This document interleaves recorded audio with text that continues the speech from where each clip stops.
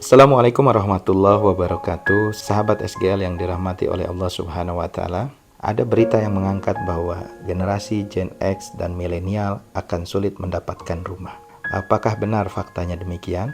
Entahlah apa yang menjadi ukuran bahwa milenial ke depan akan sulit memiliki rumah. Tapi bisa jadi benar kalau kita melihat sistem ekonomi yang diterapkan di negeri ini, di mana setiap tahun akan terjadi inflasi atau kenaikan harga-harga karena mata uang.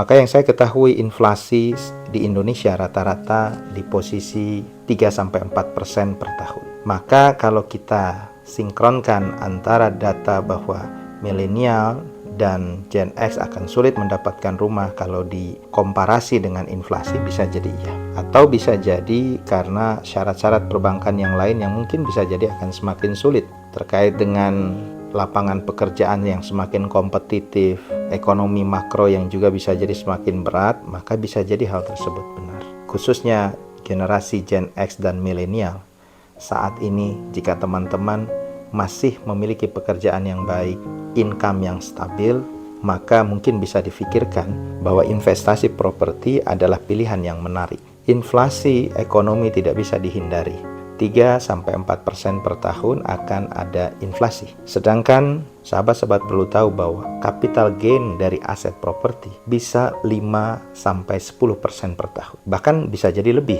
tergantung timing kapan kita beli aset properti itu. Jika kita beli properti kepada orang yang sedang butuh atau ke developer pada saat momen-momen awal-awal launching, maka bisa jadi capital gain-nya bisa lebih dari 10%. Tetapi yang normal, capital gain, kenaikan aset per tahun properti pada umumnya adalah 5-10%.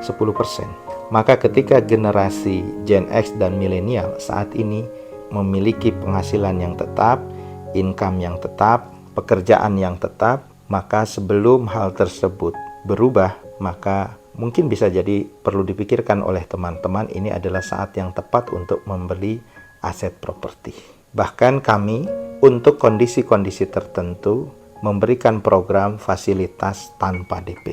Kadang ada problem DP dari masyarakat. Saya mampu menyicil bulanan tapi tidak memiliki DP.